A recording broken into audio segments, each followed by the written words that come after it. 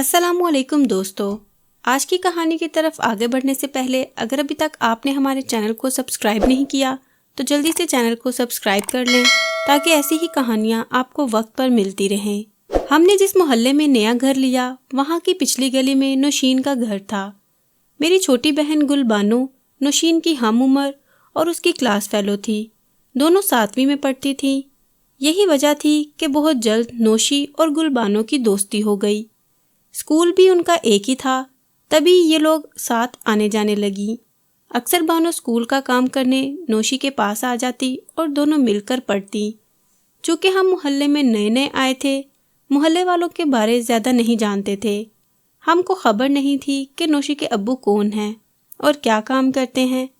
एक दिन मेरे भाई रज़ाक ने बताया कि नौशी के अब्बू कोई काम नहीं करते। अम्मी ने पूछा, तो उनका गुजारा कैसे चलता है? पता नहीं अम्मी जान, लेकिन उनके घर के हालात से अंदाज़ा होता है कि ये लोग गरीब हैं। अम्मी ने भाई को बताया कि मैं नौशी के हमरा बानो के घर गई थी। मुझे तो उनके हालात ठीक लगे हैं। आप एक बार गई हैं, सरसरी नज़र से उनका घर देखा है, लेकिन मैं बानो के भाई मुनव्वर के साथ कई बार उनके यहाँ जा चुका हूँ। उनके पास तो अक्सर खाने को नहीं होता। मुनव्वर से मेरी दोस्ती हो गई है।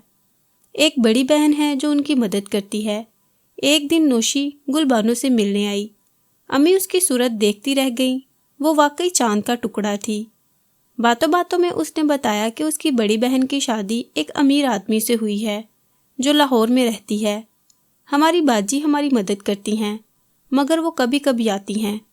उसकी बातों से अम्मी जान कुछ मशकूक हो गईं और गुलबानो से कहा, तुम रोज़ रोज़ उसके घर ना जाया करो, ये लड़की बड़ी लापरवाह लगती है। वाकई नौशी लापरवाह सी थी। वो खुद को संभाल कर नहीं चलती थी। कपड़ों का भी उसे ज़रा ढंग न था।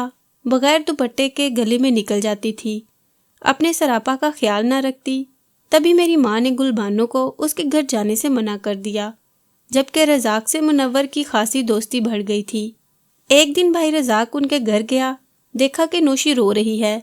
भाई ने रोने की वजह दरियाफ्त की तो उसकी माँ बोली, बेटा ये समाही पर्चों में फ़ेल हो गई है, इसको अंग्रेज़ी नहीं आती, रोज़ उस्तानियाँ सजा देती हैं। बेटा तुम ही आके थोड़ी देर इसे पढ़ा दिया करो। खाला ने कुछ इस तरह कहा कि भाई इनकार न कर सका। वो अब रोज़ शाम को नौशी को पढ़ाने जाने लगा। वो वाकई पढ़ाई में बिल्कुल सिफर थी और उसे ट्यूशन की शदीद ज़रूरत थी, वरना उसका 8वीं में पास होना मुहाल था। एक रोज़ रज़ाक भाई घर आए तो कुछ परेशान से थे। अम्मी ने वजह पूछी। भाई ने बताया कि अजीब बात है कि मोहल्ले के और भी लड़के जब चाहते हैं नौशीन के घर आ जाते हैं। खाला किसी को बुलाकर कहती, बेटा सब्जी ला देना, और किसी से कहती दूध ला दो। यूं मोहल्ले के लड़कों ने बेधड़क खाला के घर आना जाना शुरू कर दिया और अब वो मैली नज़रों से नौशी की जानिब देखने लगे थे। ये बात रज़ाक को अच्छी न लगी। अम्मी रज़ाक के कहने से नौशीन के घर गई, हालांकि वो उनके घर नहीं जाती थी। उन्होंने नौशी की माँ से कहा, बहन तुम तो हर वक्त इधर उधर चली जाती हो और तुम्हारे मियाँ भी ज़्यादा वक्त घर में नहीं रहते। पीछे तुम्हारे बच्चे अकेले होते हैं, ज़रा उनका ध्यान रखा करो। नौशी को भी समझाया कि बेटी तुम अब बड़ी हो गई हो, घर से मत निकला करो। दोनों माँ बेटी ने अम्मी की बातें सब्र से सुनी, लेकिन कुछ असर नहीं हुआ। उनके हालात जैसे थे वैसे ही रहे। फिर किसी ने कभी उनकी कोई चोरी पकड़ी और ना कोई गलत बात देखी। मोहल्ले वाले उनके बारे बातें ज़रूर बनाते थे, मगर उन्हें कुछ कहते नहीं थे। हर एक का यही ख्याल था कि ये बहुत बेपरवाह लोग हैं। अम्मी ने भी दरअसल दबे लफ्ज़ों में यही बात की थी, तो नौशी की अम्मी, जिनको हम खाला कहते थे, उन्होंने चमक कर जवाब दिया था कि मुझे अपने बच्चों पर भरोसा है। ये शरीफों की औलाद है और मोहल्ले के सब लड़के मेरे बच्चे हैं। मुनव्वर छोटा सा था तो ये बच्चे उसके साथ खेला करते थे। मुझको अम्मी जान और खाला जी कहते थे। अब ज़रा बड़े हो गए हैं तो उनको कैसे घर आने से रोक दूँ? हाँ, किसी दिन अगर कोई ऐसी वैसी बात देखूंगी तो उनको गर्दन से पकड़ लूँगी। अभी क्यों मोहब्बत भरे माहौल को ख़राब करूँ? खाला की मंतक अजब थी। तभी सुना कि नौशी की मंगनी हो गई है। उसकी सालाना पर्चे शुरू हो गए तो भाई ने उसके घर जाना छोड़ दिया। अब रिज़ल्ट आने वाला था। एक दिन वो उसके नतीजे का पता करने गया। देखा तो नौशी के घर के हालात मुख्तलिफ थे। घर में नया फर्नीचर और सामान आ चुका था और घर ऐसे सजा हुआ था जैसे दुल्हन का कमरा हो। रज़ाक तो ये कमरा देखकर हैरान रह गया। खाला से पूछा कि ये सब कैसे? तो वो बोली, नौशी की शादी होने वाली है ना, یہ سب سامان اس کی باجی نے خرید کر رکھ دیا ہے اس کے جہیز کے لیے۔ کہاں اور کس سے شادی ہو رہی ہے؟ بھائی نے پوچھا تو خالہ ہونٹ بھینچ کر چپ ہو گئی، پھر بولی بعد میں بتا دوں گی، ابھی تم جاؤ، میں نوشی کی شادی کے معاملے کو واویلا کی نظر نہیں کرنا چاہتی۔ کچھ دن بعد منور کے اصرار پر رزاق پھر ان کے گھر چلا گیا۔ دیکھا کہ گھر میں محلے کے جنرل اسٹور کا مالک بیٹھا ہوا ہے۔ یہ شادی شدہ آدمی تھا اور اس کا نام واحد تھا۔ اس کی شہرت محلے میں اچھی نہ تھی۔ بھائی نے یہ بات گھر آ کر امی کو بتائی تو امی نے کہا بیٹا ہو سکتا ہے کہ ان لوگوں کی آپس میں رشتہ داری ہو۔ کوئی رشتہ داری نہیں ہے اماں، مجھے اچھی طرح پتہ ہے، آپ ذرا پتہ تو کریں کہ معاملہ کچھ عجیب سا لگ رہا ہے۔ اگلے دن امی پڑوس میں گئیں۔ باتوں باتوں میں پڑوسن نے بتایا کہ آج کل واحد جنرل اسٹور والا بہت جانے لگا ہے نوشی کے گھر میں، ان کی کوئی رشتہ داری نہیں ہے، لیکن اب رشتہ داری ہو جائے گی کیونکہ واحد نے اپنے لیے نوشی کا رشتہ اس کی والدہ سے مانگ لیا ہے۔ وہ نوشین سے دوسری شادی کر رہا ہے اور لڑکی کی ماں نے اسے ہاں بھی کر دی ہے۔ دوسری شادی؟ مگر وہ تو شادی شدہ بال بچے دار آدمی ہے، لڑکی سے عمر میں بھی 35 برس بڑا ہے۔ کیا یہ بات لڑکی کی ماں کو نہیں پتا؟ کیوں نہیں پتا، لیکن پیسے کے لالچ میں شاید اس عورت کی مت ماری گئی ہے، جانتے بوجھتے بیٹی کو کنویں میں دھکیل رہی ہے۔ جلد ہی سب نے سن لیا کہ نوشی کی واحد جنرل اسٹور والے سے شادی ہو گئی ہے۔ شادی کیا ہوئی، بس گھر میں بلا کر ان لوگوں نے لڑکی کا نکاح پڑھوا دیا۔ نوشین رخصت ہو کر گھر سے نہ گئی، بلکہ واحد ان کے گھر آنے جانے لگا۔ وہ رات کو آتا اور صبح چلا جاتا، کبھی دوپہر کو آنا، کھانا کھا کر شام کو چلا جاتا۔ اپنے گھر والوں کو اس نے جیسے بھی ٹھنڈا کیا ہو، بہرحال اب اس کے 2 گھر تھے، کبھی وہ اپنے گھر ہوتا اور کبھی نوشی کے پاس۔ زیادہ تر وہ آدھی رات کو آتا اور صبح چلا جاتا۔ ہم سب اس سنگم پر حیران تھے اور بے آرام بھی کہ جانے بیچاری نوشی خوش بھی تھی یا نہیں۔ ماں باپ نے تو اس کلی کو ایک پختہ عمر شخص کے ساتھ بیاہ کر اپنے کنبے کی کفالت کا آسرا ڈھونڈ لیا تھا۔ بہت دن مجھے اور گلبانو کو یہ صدمہ کھاتا رہا۔ ایک دن اس معمے سے بھی پردہ اٹھ گیا۔ نوشی اچانک اتفاق سے ہم کو بازار میں مل گئی۔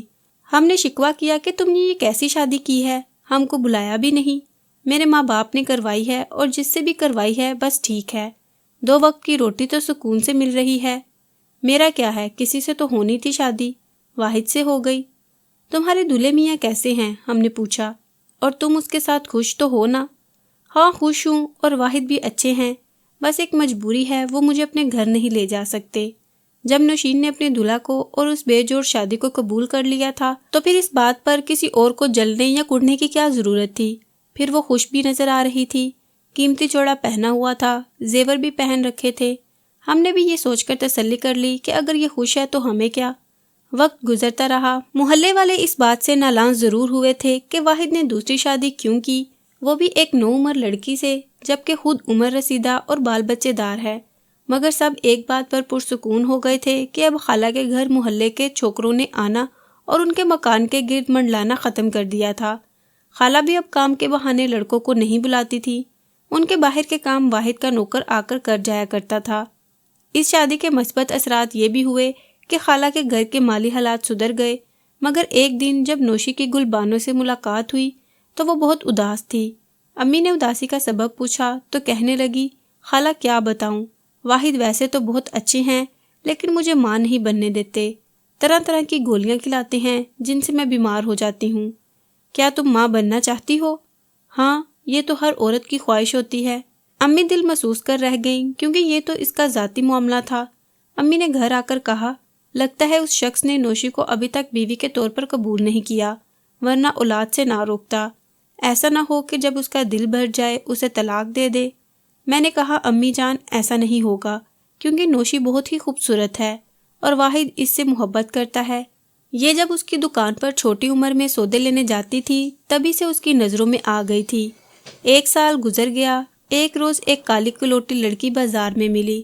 اس کی آنکھیں اندر کو دھنسی ہوئی تھیں اور وہ میلے کپڑوں خستہ حالت میں تھی۔ میں پہلی نظر میں تو پہچان نہ سکی مگر گلبانو نے پہچان لیا۔ ارے نوشی، تم، یہ کیا حال بنا رکھا ہے تم نے؟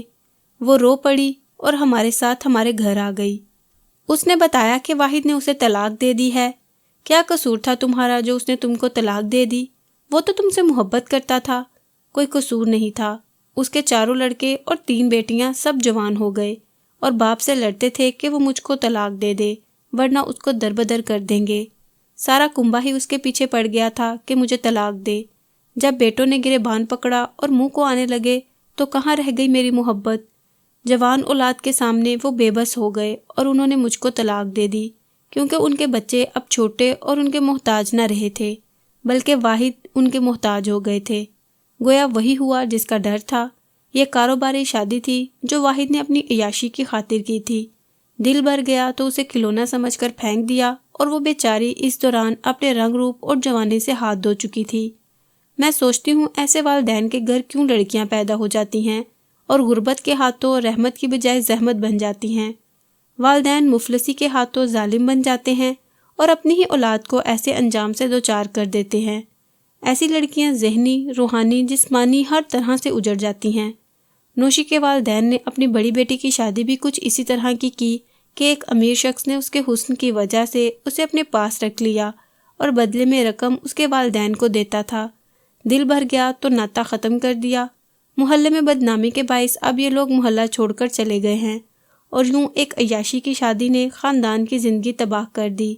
اس لیے غریب کو بھی چاہیے کہ وہ لالچ میں نہ پڑے اور کبھی اپنی بیٹی کے ساتھ ایسی زیادتی نہ کرے، اور ایسے خوشحال گھرانے کے چکر میں اپنی بیٹی کو کسی امیر کے ساتھ نہ بیاہیں، ورنہ اکثر جگہ پہ انجام ایسا ہی ہوتا ہے۔ اس بارے میں آپ کیا کہیں گے؟ کمنٹ باکس میں ضرور بتائیں، اور اگر آپ کو یہ ویڈیو پسند آئی تو اس ویڈیو کو لائک ضرور کریں۔